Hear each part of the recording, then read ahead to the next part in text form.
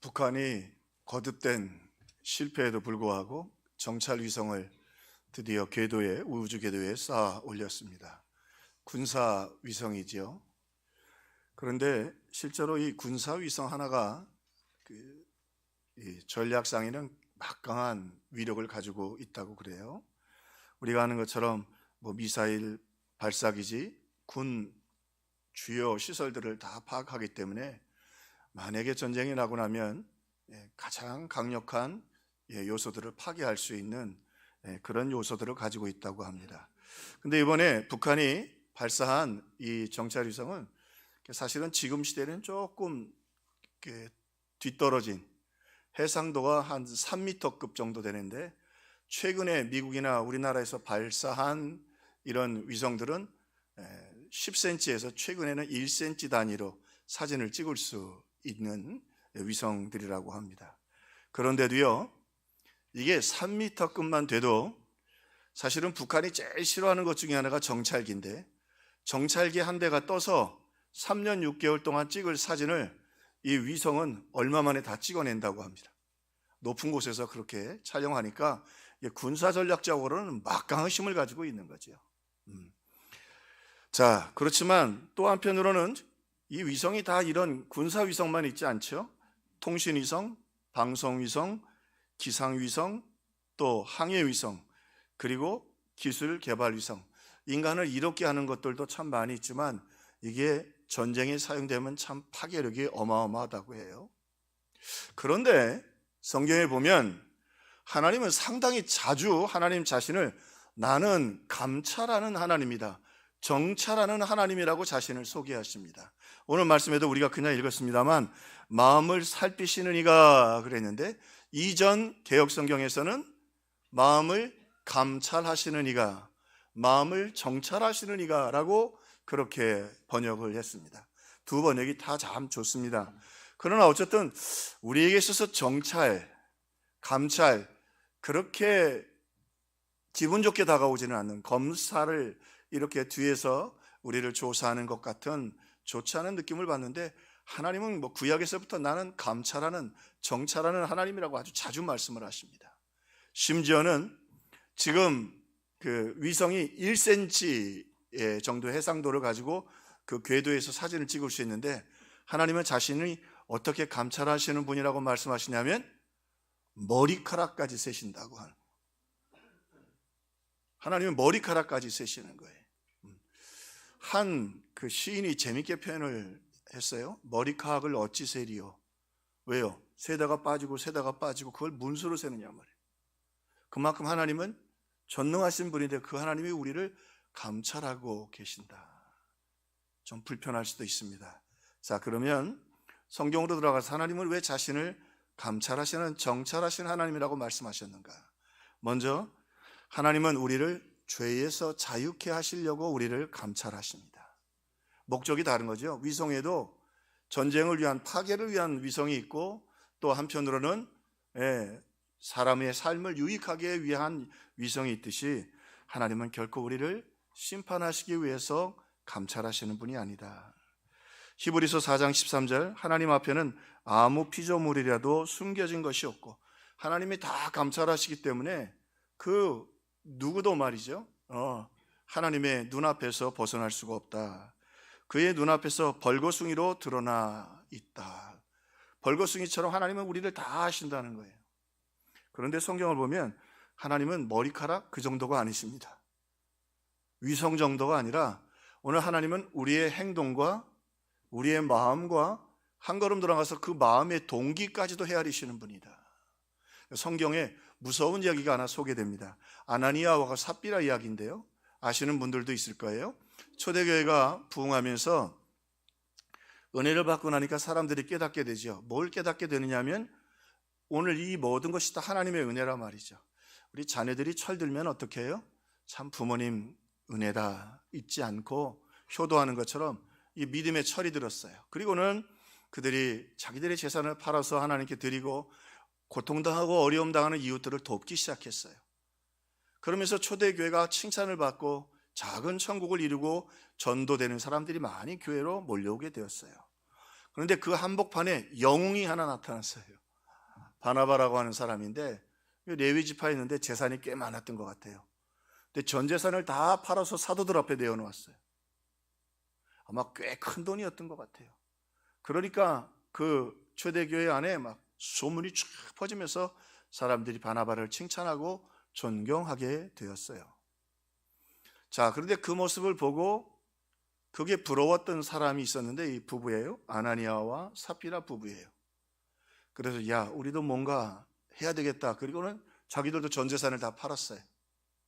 그리고는 베드로 앞에 그 재산을 갖다 놓았는데 이게 생각해 보니까 다 팔고 나서 보니까 좀 아깝잖아. 그냥 바나바처럼 못하고 아마 일부를 감춘 것 같아요. 그런데 한 가지는요, 그저 베드로가 그들이 앞에 왔을 때 바로 죽지 않고 회개할 기회를 주어요. 어찌하여 왜 그렇게 했느냐? 차라리 그때라도 죄송합니다. 이게 전 재산이 아니고 그저 5분의 1입니다. 절반입니다. 그럼 하나님이 기뻐 받으실 줄로 믿습니다. 근데 마치 바나바처럼 전 재산을 드리는 것처럼, 그러니까 액수가 꽤 컸다는 말이죠. 전 재산을 드리는 것처럼 베드로가 회개할 기회를 주고 어찌하여 너희들 왜 전부가 아닌데 전부인 것처럼 하나님께 드리냐? 라고 회개를 촉구했는데 그냥 무시해버려요. 아무 소리를 안 해요. 그러자 바로 심판이 내리고 베드로가 명하자 두 부부가 다 죽어요. 두 부부가 다 죽어요. 종교개혁자 칼빈은 그들이 지은 죄를 세 가지로, 여러 가지 있지만 그 중에 대표적인 세 가지를 얘기했어요. 첫째, 하나님을 업신여겼다. 왜? 하나님을 속일 수 있다고 생각한 거예요. 하나님을 속일 수 있다. 하나님 모르실 거야. 두 번째로, 하나님께 드리는 성물인데 성물을 거짓말로 오염시켰다. 아유, 하나님 오비영예도 받으시고, 그죠? 과부의 두렵돈도 받으시는데 그거 왜 하나님이 돈 받으셔서 하늘나라에 쌓으시겠어요? 하나님은 그 마음과 중심을 받으시는 거거든요.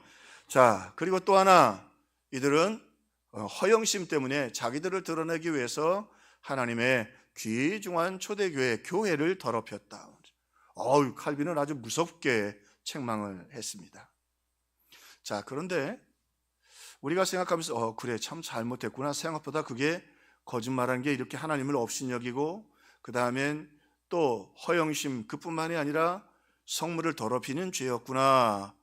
그 죄의 큼을 깨닫게 되는 동시에 생각해 보면, 여러분 정직하게 우리 이야기로 한번 해보십시다. 우리가 아나니아와 삽비라보다 나아요? 여러분 11조 온전히 다 드리십니까?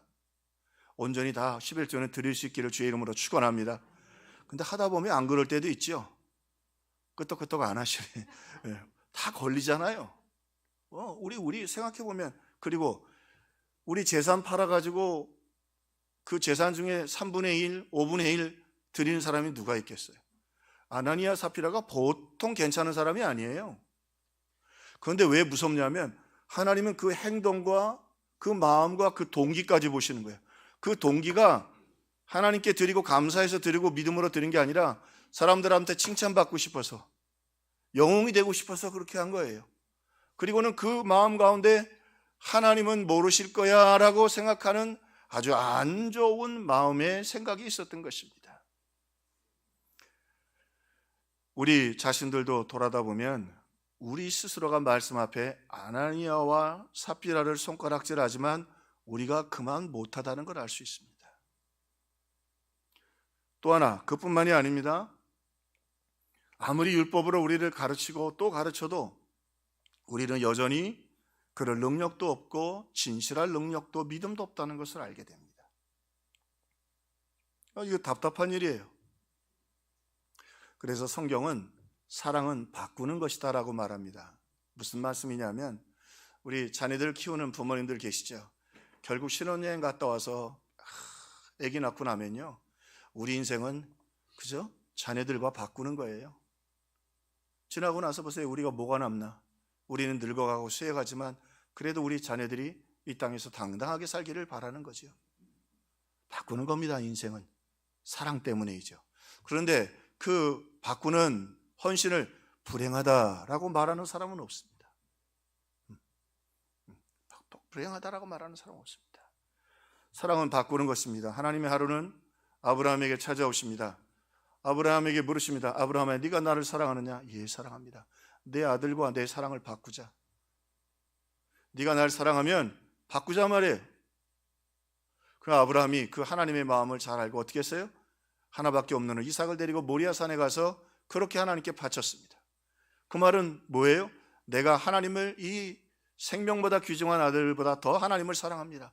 사랑 때문에 그는 자기 기꺼이 아들로 하나님의 사랑과 바꾸었던 것입니다. 오늘 그런데 성경은 이렇게 하나님의 사랑을 얘기합니다. 자기 아들을 오늘 본문에 보니까 아끼지 아니하시고 우리 모든 사람을 위하여 내주신 하나님께서, 이 내주신이라는 단어의 원문의 뜻이 바꾸다라는 뜻입니다. 하나님이 우리를 감찰하셨습니다. 도대체 희망이 없습니다. 경건하다고 하지만 그 속마음은 부패해 있고 희망이 도저히 없습니다. 사탄에게 놀림받다가 지옥에 던져질 수밖에 없습니다.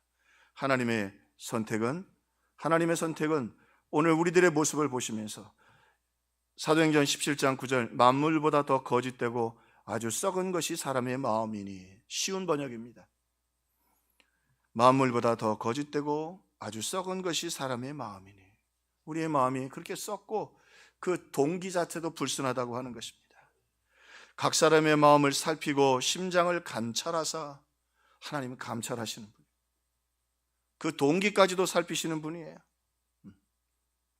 자, 그런데 오늘 아나니아 삽비라 이야기를 보면서, 오늘 우리 자신들을 보면서 우리가 고백할 건 이거밖에 없습니다. 아, 이제는 죽는 일만 남았구나. 내게 남은 건 저주밖에 없구나. 아나니아 삽비라만도 못하니 말이죠. 영영 그 하나님이 거하시는 천국에 가까이도 못 가고 지옥에 던져지겠구나. 어찌할꼬 감찰하시는 하나님 앞에서. 우리의 모습입니다. 참으로 하나님께서 사람들을 살펴보면서 의인은 단 한 사람도 없었습니다. 그래서 하나님이 택한 선택입니다. 온 세상에 우리의 죄를 다 짊어질 수 있는 분은 하나님이시며 아들이신 예수님 한 분밖에 없었습니다. 그분이 아니고는 우리의 죄를 다 속죄할 수도 없었고, 또 부활하실 수도 없었고, 구원하실 수도 없었습니다. 그분만이 우리를 감찰하신 하나님이 우리를 살려내시기 위한 유일한 대안이 있었습니다. 단 그분에게도 그 죽음은, 몸을 입는 것은 고통스럽고 아프고 힘겨운 일이었습니다. 채찍에 맞으시고, 그리고 손과 발에 못을 박혀 그렇게 마지막 피 한 방울을 다 흘리시는 것이었습니다. 만물보다 더 거짓되고 아주 썩은 것이 사람의 마음이니 누가 그 속을 알 수 있을까? 근데 하나님은 아신다는 거예요. 희망이 없다는 겁니다. 각 사람의 마음을 살피고 심장을 감찰하사. 그런데 하나님은 그렇게 우리를 감찰하신 이유는 심판하셔서 저 지옥불에 던지려고 하심이 아니요, 오늘 우리를 감찰하사 우리의 죄값을, 그리고 우리의 소망이 없음을 그 아들 예수님을 통해서 다 그 피값으로 죄값을 갚고, 그리고 예수님 안에서 구원받기 위해서 우리를 감찰하시는 분이다. 오늘 우리 나와서 예배하며 지난 한 주간 또 우리의 지난 날들을 보면서 후회스럽고 부끄러운 일들이 많이 있지만 십자가 단단히 붙잡고, 비록 하나님 앞에 우리 부끄럽지만 오늘 십자가를 의지하고 오늘 하나님이 주시는 자유를 맛보는 저와 여러분들 되기를 주의 이름으로 축원합니다. 자, 왜 우리를 그렇게 세밀하게 또 감찰하실까요? 정찰하시고 감찰하시고, 성경에 보니까 30번 이상 하나님이 나는 감찰하는 여호와다. 왜 감찰하실까요? 하나님은 감찰하다고 하는 그 헬라어 뜻이 에류나오입니다. 에류나오는 조사하다. 더 불편하죠. 하나님 우리를 조사한다, 검사한다. 그런데 여러분 생각해 보면 우리 병원에 가면 어떻게 하죠? 먼저는 문진하고 엑스레이 찍고, 엑스레이가 나왔어요. 내 의사가 그럽니다. 눈을 마주치면서 CT 찍어봅시다, MRI 찍어봅시다. 한 걸음 더 나가서 뭐 하자 그래요? 조직 검사합시다. 뭔 말이에요? 암이 있다는 말이에요. 악성이 됐든 악성이 아니든 분명한 혹이 있어서 이게 CT 찍고 MRI 찍고, 그런데 중요한 것 있죠? 비록 가슴 아프고 힘든 일이지만 오늘 그렇게 하는 의사의 이유는 뭐냐면 그걸 정확하게 찾아서 치료하자는 거예요. 수술하자는 말이에요. 그대로 놔두지 말자는 얘기예요. 하나님은 오늘 말씀에도 보니까 이와 같이 성령도 우리의 약함을 도와주시나니 그랬는데 이 도와준다는 말의 중에 하나가 뭐냐 하면 치유하다는 뜻이에요.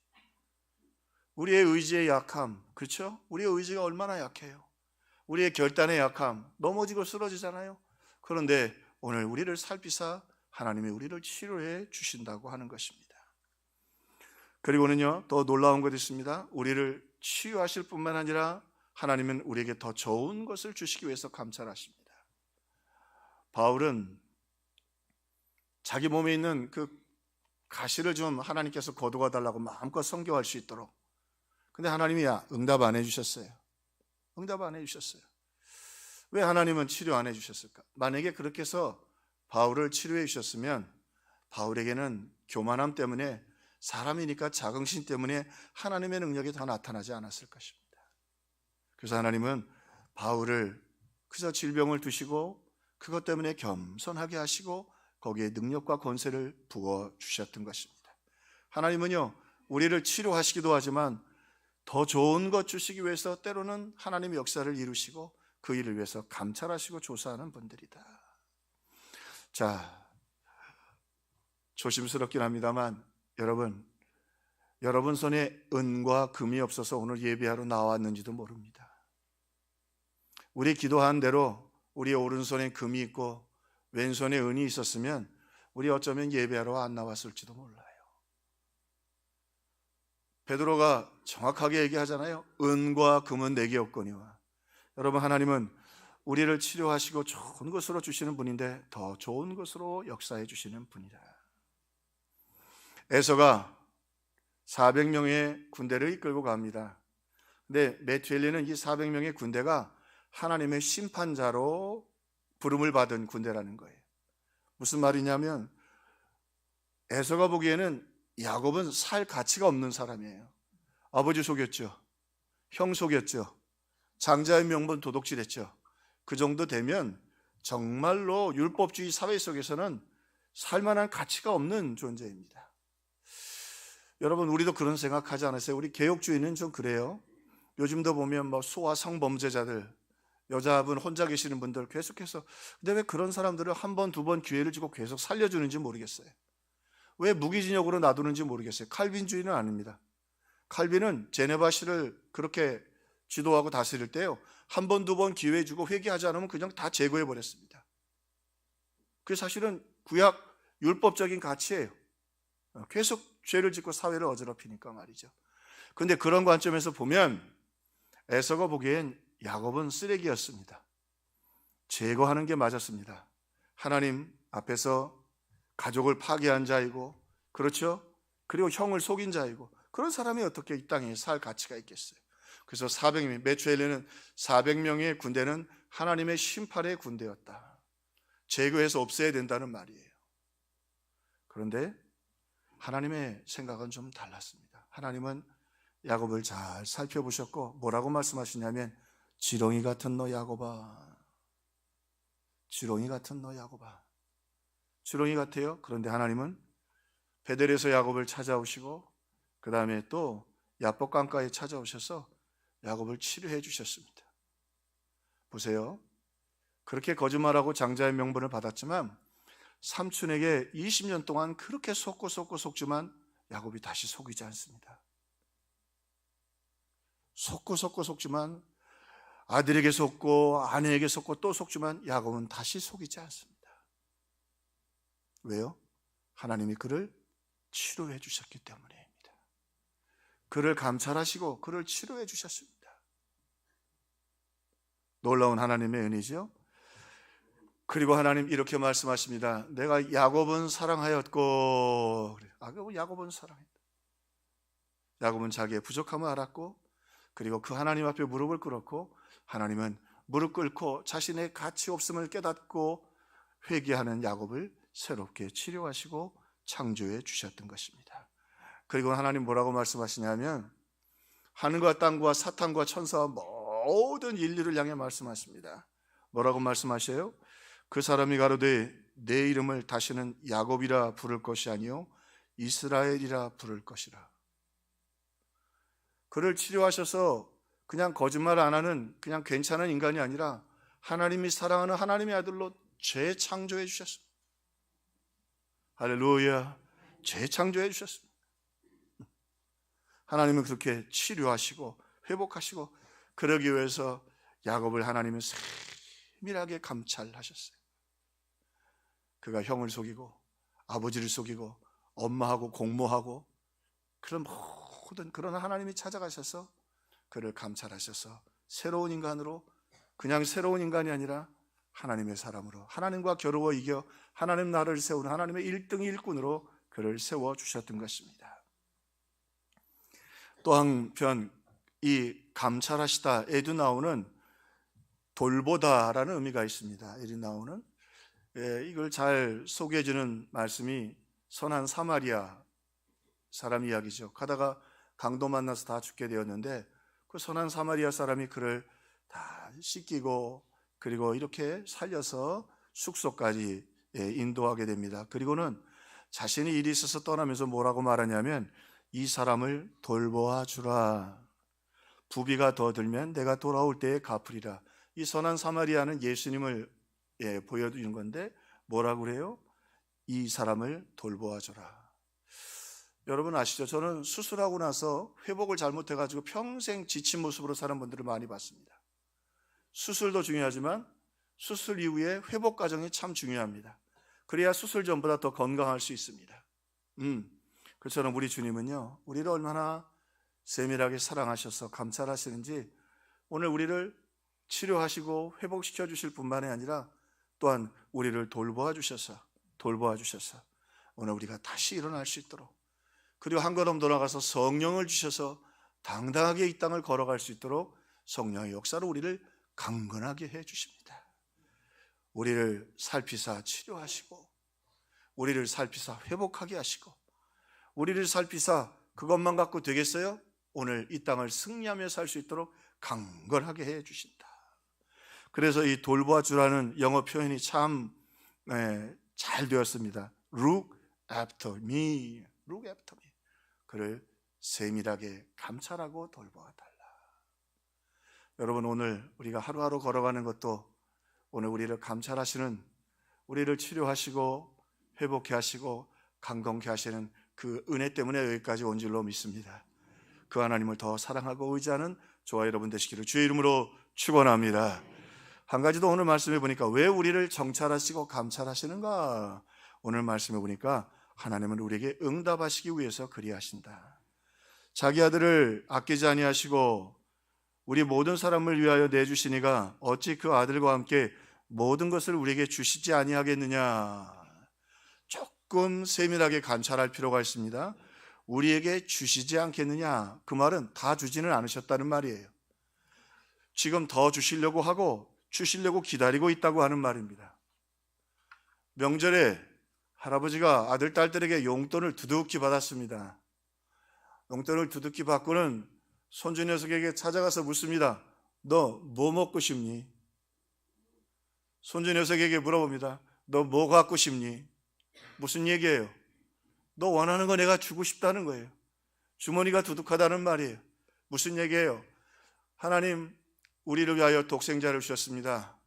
그러니 너희들이 조금 구하지 말고 오늘 그 안에서 담대하게 힘껏 구하라고 하는 것입니다. 그래서 물론 요즘 떡볶이를 함부로 얘기하면 안 되겠더라고요. 뉴욕에서도 이 떡볶이가 한류 때문에 고급 음식으로 등장해가지고 근데 뭐 우리 시대에는 떡볶이가 좀 싸잖아요. 예. 떡볶이 사달라던 놈이 할아버지가 얘기하니까 할아버지 저 티본 스테이크 사주세요. 그 티본 스테이크는 10만 원은 가져야 먹을걸요. 그 할아버지가 용돈이 두둑한데 못 줄 게 뭐 있어. 오케이 가자. 하나님도 우리에게 그렇게 담대하게 구하라고 하는 것입니다. 하나님은 우리 세밀하게 감찰하시는 건 우리의 기도를 잘 들으시고 주시되 넉넉히 주시려고 우리를 감찰하시는 분입니다. 자, 그렇게 우리에게 하나님은 감찰하셔서 역사해 주시고 응답하시는데, 구체적으로 오늘 말씀해 보니까 세밀하게 감찰하시고 응답하시며 좋은 것으로 주십니다. 세밀하게 감찰하시고 좋은 것으로 주십니다. 오늘 바울이 본문의 말씀을 보니까 독특한 말씀을 했어요. 우리는 마땅히 기도할 바를 알지 못하나 성령의 말할 수 없는 탄식으로. 핸드릭슨이라고 하는 대주석가는 이 부분을 이렇게 설명했습니다. 바울도 어떤 특별한 어려움 또는 상황에 처해서 무슨 기도를 해야 할지 항상 분명하지는 않았다. 예루살렘에 가서 복음 전하러 갔다 붙잡혀가지고 죄수가 됐고, 로마로 가는 건 좋은데 그래야만 해필이면 가던 배가 또 풍랑을 만났고, 바울이 아시아로 가려고 했는데 하나님이 그 길을 막으셨고, 그런데 그 가운데 하나님의 놀라운 역사가 있었다고 바울은 고백하고 있는 것입니다. 오늘 하나님은 세밀하게 인도하신다는 말은 우리의 눈에 보기에 좋은 응답이 아니라 오늘 하나님의 보시기에 아름다운 것으로 인도해 주신다. 이어령 교수님이 그런 얘기를 했어요. 하나님이 우리가 원하는 대로 다 응답하셨다면 세상은 망했을 것이다. 우리의 인생도 망했을 것이다. 하나님이 세밀하게 우리의 기도를 들으시고 더 좋은 길로 우리를 인도해 주신다. 우리가 마땅히 빌 바를 알지 못했지만 오늘 본문의 말씀에 보니까 성령의 말할 수 없는 탄식으로 성령께서 우리를 위해서 기도하고 계셔요. 성령께서 우리를 위하여 중보하고 계십니다. 하나님 우리를 감찰하시는 거 응답하시기 위함인데 세밀하고 또 더 좋은 거 주시려고 우리를 감찰하십니다. 또 어려운 것도 응답해 주십니다. 감찰해 주셔서 야곱에게 뭐라고 말씀하셔요? 내가 하나님과 사람과 더불어 겨루어 이기었습니다. 그저 할아버지 붙잡고 씨름하는 손주를 할아버지가 이길 수 있을까요? 못 이기지요. 손주가 이깁니다. 왜요? 사랑 때문에. 사랑하는 쪽이 지는 겁니다. 하나님은 우리를 이기지 않으십니다. 우리를 사랑하시기 때문입니다. 독생자를 주셨는데 무엇이든지 안 주실 수 있겠어요? 그렇습니다. 하나님은 어려운 것도 주십니다. 우리 인생에 약한 나로 강하게, 가난한 날 부하게, 눈먼 날 볼 수 있게 하나님 그 기도 다 들으십니다. 어렵다고 멈추지 말고 우리 기도의 자리에 나와서 야곱처럼 씨름하고 기도해서 하나님과 겨루어 이겼다고 말씀하시는 하나님은 우리 못 이깁니다. 어떤 쪽이 이겨요? 사랑하는 쪽이 이기는 겁니다. 사랑하는 쪽이 이기는 겁니다. 하나님 우리 사랑하시기 때문에 우리 기도 귀하게 여겨주시고, 아니 제일 좋은 독생자를 주셨는데 무언들 안 주시겠어요? 여러분 다시 한번 일어나서 씨름하고 기도하고 부르짖어 기도해서 여러분 약한 나로 강하게, 가난한 날 부하게, 눈먼 날 볼 수 있게 어려운 기도지만 응답받는 성도들 되시기를 주의 이름으로 축원합니다. 한 가지 더 마지막으로 잠깐 생각할 것은 우리의 순결한 기도에 응답해 주십니다. 우리 신앙생활을 좀 하다 보면 조심스러움이 있습니다. 한눈 팔고 돈과 명예에 그리고 세상에 눈 돌리지 않고 살 수 있다면, 우리 한번 사는 인생을 정말 주님 한 분을 진실하고 순결하게 사랑할 수 있다면 하나님은 그 기도 귀하게 여겨주십니다. 또 우리의 마음, 에베소 교회를 말씀하신 것처럼 우리를 위하여 하나밖에 없는 아들을 주셨는데 우리도 뜨겁게 사랑하면서, 오늘 우리도 에베소 교회처럼 하나님이 첫사랑 잊어버리니까 내가 너 치워버리리라. 오늘 예배와 우리의 기도와 우리의 헌신이 오늘 우리를 위하여 생명을 주신 주님을 뜨겁게 사랑하는 순결한 사랑을 달라고 구하고 응답받는 저와 여러분들 되기를 주의 이름으로 축원합니다. 하나님은 우리의 그 동기를 참 귀하게 여기십니다. 하나님 보시기에 그러지 않겠어요? 저 친구들 기도가 참 아름답다 말이죠. 아브라함은 바꿨잖아요. 뭐 바꿔요? 그 아들과 하나님의 사랑과 바꿨다. 나는 아들보다 하나님이 더 귀합니다. 이삭이 죽었나요? 하나님 그거 안 받으셨습니다. 그 중심을 받으시는 분입니다. 오늘 하나님은 우리의 순결한 기도에 응답해 주십니다. 그 사랑 감사해서. 그래서 어제 김장을 하는데 이렇게 왔다 갔다 우리 성도들을 보면서 또 끝나고 포장해서 주변에 순서 적어서 이렇게 조금씩 몇 폭이 안 되지만 반 포기도 좋고 4분의 1 그걸 또 나누고 또 사랑으로 섬기는 모습을 보면서 주님이 참 기뻐하시겠다. 요즘 젊은이들 친구 말로 생고생들 하셨습니다. 그러나 그 작은 수고 속에 그저 날 위해 고난당하신 주님의 사랑을 그분들도 좀 알기를 바라는 사랑의 섬김과 순결한 사랑이 배어 있는 것입니다. 우리 평화교회에게 은혜를 참 많이 주셨습니다. 오늘 하나님 우리의 기도를 귀하게 여기십니다. 세밀하게 기도하시고 더 좋은 곳으로 응답받기를 주의 이름으로 축원합니다. 어려운 기도도 당당하게 구하세요. 하나님 우리 못 이깁니다. 우리 못 이깁니다. 하나님 우리 사랑하시기 때문에 여러분 부르짖어 기도하고 뜨겁게 기도하실 수 있기를 바랍니다. 그리고 하루하루 이 한 해가 또 마무리돼 가네요. 12월 달이 오고 또 주님 앞에 설날도 우리가 있을 텐데 오늘 그날까지 우리 기도에서 주님 이 땅에 사는 날 동안 우리 하나님을 순결하게 사랑하고 그리고 뜨겁게 사랑하고 그리고 나누며 섬기며 사는 아름다운 신앙과 공동체가 되게 하옵소서. 오늘 이 응답받고 찬송하며 승리하며 걸어가는 하나님 우리를 감찰하십니다. 정찰하십니다.